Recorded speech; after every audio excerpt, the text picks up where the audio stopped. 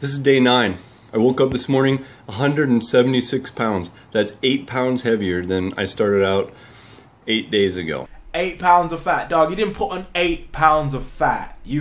8 pounds of weight, sure, but you're drinking at least 3 liters of fluid a day that you may not have been drinking previously, so you're gonna be heavy from water. Also, because you were previously paleo, by your own admission, that would have been lacking in carbs. That is a likelihood of your muscle glycogen stores being low is actually really high. So then now, all of a sudden, you've this massive injection of carbohydrates, simple carbs, and your body's muscle glycogen stores have gone up at the same point of being in a calorie surplus when maybe you were in a deficit before. You've stored muscle, your muscles are filled up, they're filled up with water, they're filled up with glycogen, you're obviously heavier, your belly is full of Coca-Cola, you are 8 pounds heavier. This makes sense. A glyc up can be easily about 10 pounds in a week. That's easily what someone could do. People that can store that much glycogen can go up weight like 20 pounds in a single day with certain strength sports that require people to be glyced up to, after being deprived previously from a cut to a surplus. Putting on weight quickly doesn't work like that. Just because you increase in weight, it doesn't mean I increased in fat, and if you lose weight, you lost fat. It's never that simple. The body is made of more than just fat cells. So after 8 days, I'm averaging a pound a day. It's a lot of weight gain. Now, I gained 2 pounds since yesterday. I don't think I'm going to be able to continue that. Well, no shit, Sherlock. Seriously. Any client that I have that I put on any form of calorie restriction will always go through a 21-day period of me just observing the results before I change anything.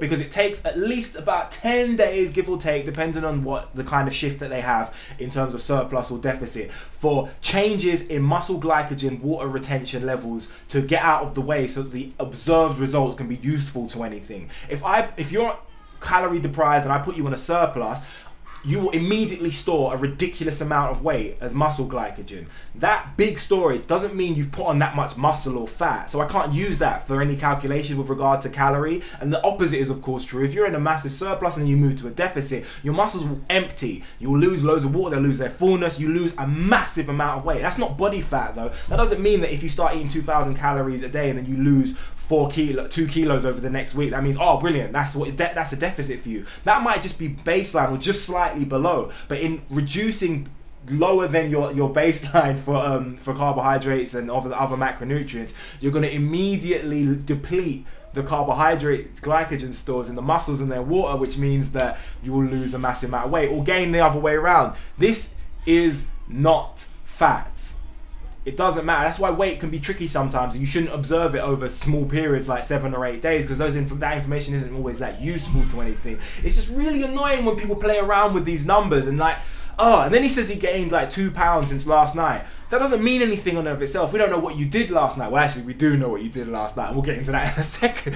But that can be anything. That could be a couple of liters of water. That can be some food that you ate. That could just be the body's processes dealing with something and you haven't passed food yet. There's a million things. It doesn't mean, oh, I gained 2 pounds since yesterday. I put 2 pounds of fat on. That's just not likely, dog. It's not likely. I ate so much. Ah, well, that'll be the 2 pounds of weight then. It's called food, and it's sitting in your gut.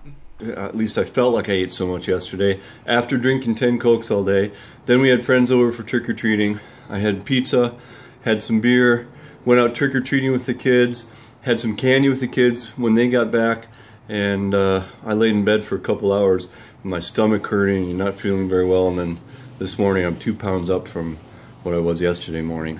Well, it's just one small change to your diet. I mean, I don't have a time machine, so I can't go back and check, but I'm fairly certain that the Paleolithic man was not rich on pizza, candy, and beer.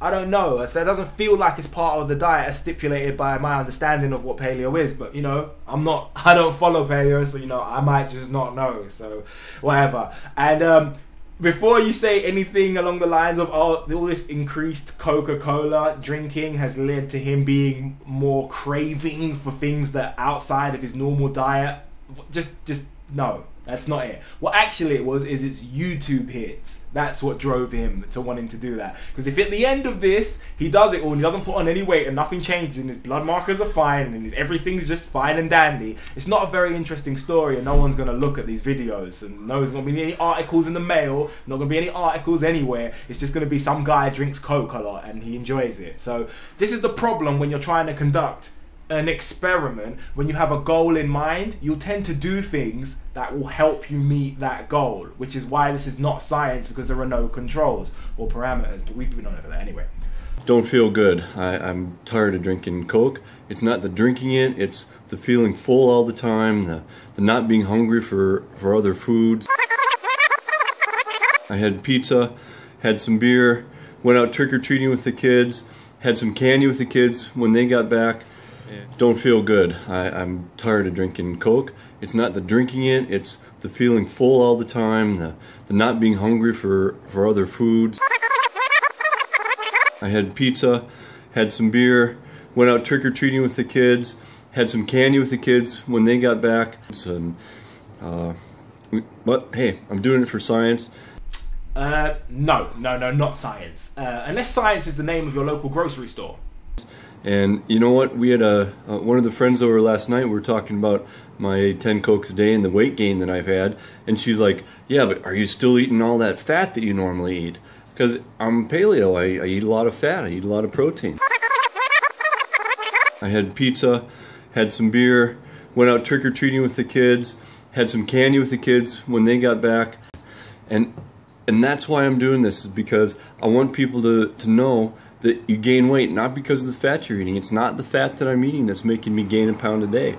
Actually, it literally is the fat. That's scientifically speaking, it literally is the fat that you've ingested being stored as fat.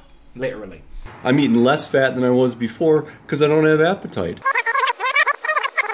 I had pizza, had some beer, went out trick-or-treating with the kids, had some candy with the kids when they got back. The change is I'm eating sugar. It's sugar that makes you gain weight. It's grains, it's raised insulin level that makes you gain weight, not the fat. You sure it's not the fat? You sure? Because I think it might be the fat as well. That might be it. I mean, it would, you know, fat already is fat, and it turns into body fat much easier than other things do. So if you were the body and you were in charge of that stuff, I'm not demonizing the macronutrient here. You know I don't do that. What I'm saying is, if you had some fat and you wanted to turn it into body fat, it might be easier than taking carbs and magically transforming them into body fat. Which one of those sounds like it might be an easier task to do? I mean, does that not make sense? It's easier to turn iron into a knife than a teddy bear, isn't it? Isn't it? Right. No? Right? Okay. But it's so hard. That's what she said. But it's so hard to get out of your mind that fat makes you fat. Anyway, I'm going to keep it up. That's what she said. 3 more weeks to go. Coke and a smile.